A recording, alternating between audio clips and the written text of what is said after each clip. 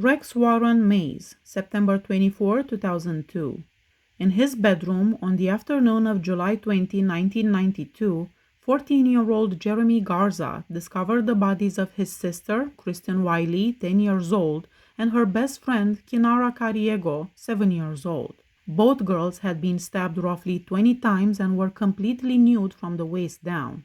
The girls died from stab wounds to their heads and necks, according to autopsies. No genetic material was discovered, despite the fact that they also experienced injuries to their private parts. Earlier that day, Maize, who lived next door, had lost his job. Investigators spoke with Maize for months before he consented to a polygraph test. He admitted to the killings after being informed that he had failed the exam. On July 20, 1992, at approximately 2:45 p.m., Maize claimed to have left his place of employment because he was distraught about losing his job and worried about how he could break the news to his wife. He parked his car a few homes down the street from his own house and walked to his neighbor's house. When Maize heard loud music coming from within the house, he pushed open the front door, which was unlocked. He saw Kristen and Kinara fleeing from him as he passed through the home. Maize wanted them to turn down the music as he followed them. Kinara refused and asked him to leave the house.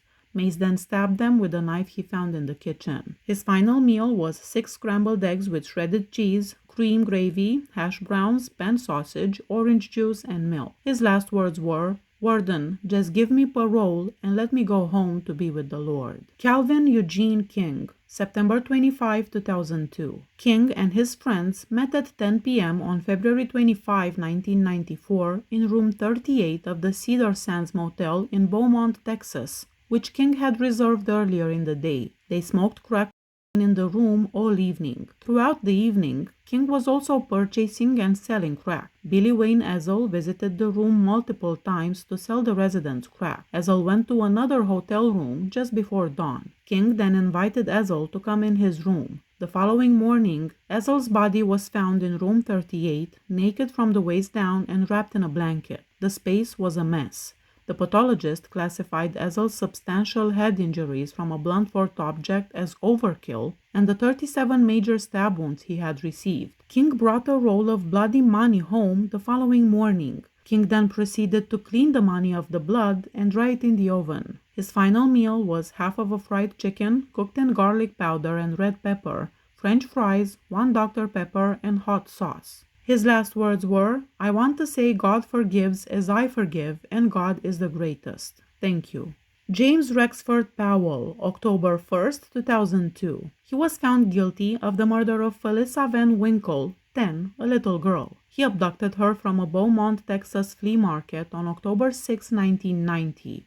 She was the daughter of Joe and Elaine Langley, with whom James Powell had a connection. Later that afternoon, she was discovered bound at the ankles and hands beneath a bridge. She had been strangled and essayed. He only asked for a pot of coffee as his last meal. His final words were, "I am ready for the final blessing." Craig Neil Ogan Jr., November 19, 2002. Ogan was an informant for the DEA in the Houston region. After an altercation over long-distance calls, Ogan left his motel, armed himself, and crossed the street to a police car that had pulled over a car for a traffic stop, despite clear warnings not to carry any lethal weapons. Ogan approached the police car's side and knocked on the window. Officer James Boswell asked Ogan what he wanted after rolling down his window.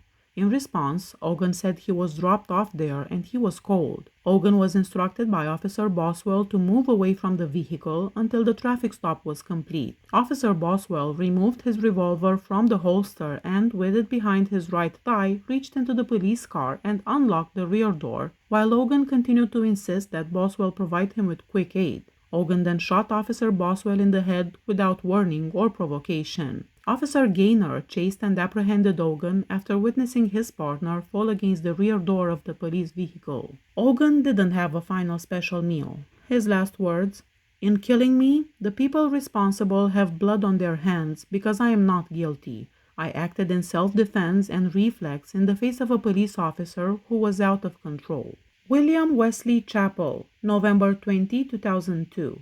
In vengeance for his ex-girlfriend's testimony against him during an indecency trial, Chappell murdered her family. Chappell was sentenced to 5 years in prison after being found guilty of one count of indecency with a 3-year-old child in May 1987. While awaiting an appeal, Chappell was released on bond. The victim's family gathered outside the courtroom following said trial. When Chappell appeared, he told Martha Lindsay that it wasn't finished yet and that he would punish her for it. In January 1988, Chappell drove to Martha Lindsay's home with gasoline with the intention of setting their home on fire. He didn't succeed. His wife then drove Chappell to the house once more on May 3, 1988. He had a wig, makeup, and black clothes on. A nylon tote bag with a walkie-talkie, a 9mm gun, a handgun, a silencer, gun clips, a crowbar, and wire cutters were also in Chappell's possession, along with a black ski mask and brown gloves. Chappell called Hayes on a walkie-talkie 15 to 20 minutes later, and she came to get him. Upon entering the van, Chappell claimed to have shot Jane, her mother, and her father. He added that in order to make it appear like a theft, he had stolen some cash. After driving back to Tennessee, the two got rid of as much evidence as they could. Martha Lindsay, her husband Albert Sitton, and her daughter Alexandra Heath were found inside the house, shot multiple times. Heath died at the scene. Sitton informed the fourth police officer before he passed away that he and Lindsay had been confronted in their bedroom by an intruder in a ski mask. He also told an ER doctor that he thought the intruder was the same man who had essayed a small child. Sitton died after 2 months in the hospital. Lindsay only survived for 2 days in the hospital. Chappell didn't want a special last meal, he just wanted to have the same meal the other inmates had in the main dining room. His last words were, "My request is that y'all get yourselves in church, because y'all are killing me. Pray for your souls because you need to. I didn't do it. It's not in my nature.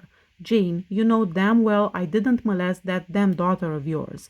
I know you think I did this, and I'm sure you think this is wonderful in your eyes. But let me tell you something. There were 2 DNA tests done, and none matched me. I wanted a third, but that never happened. You are murdering me, and I feel sorry for you. I don't know what else to say. Please go to church." Leonor Oresti Roas, December 4, 2002. Roas suspected that his brother and Joanne Reed, his girlfriend, had shared a bed the previous evening. Roas and Reed had relations in their trailer home's master bedroom after Reed denied Roas's accusation. Roas then used a .32 caliber firearm to shoot Reed in the eyes. Shortly after, Roas summoned his brother from the restroom and shot him 3 times. Roas found that Reed was still breathing when he returned to his bedroom where he had shot her, so he had covered her with pillows and blankets and securely knotted a plastic bag over her head. After purchasing a bus ticket to Atlanta, Roas barely made it as far as Dallas before confessing to security officers at the bus stop. That following day, he turned himself into the police and admitted to his crime. During his time in the U.S. Army, Roas was imprisoned in Germany.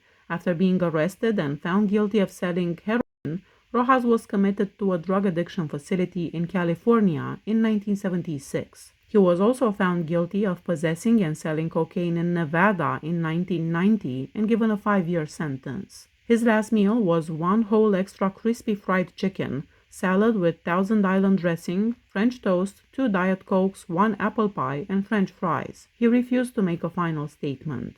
James Paul Collier, December 11, 2002. Collier entered Philip Hefner's house with a shotgun on March 14, 1995, with the intention of kidnapping his 13-year-old daughter. The youngster, who had relocated to Oklahoma with her mother, was spending spring break in Wichita Falls visiting Hefner, her stepfather. Collier killed Timothy Don Reed, 31, who lived in Hefner's house, and Reed's mother, Gwendolyn, 51. After being apprehended in New Mexico, Collier admitted to killing the 2 individuals he didn't even know.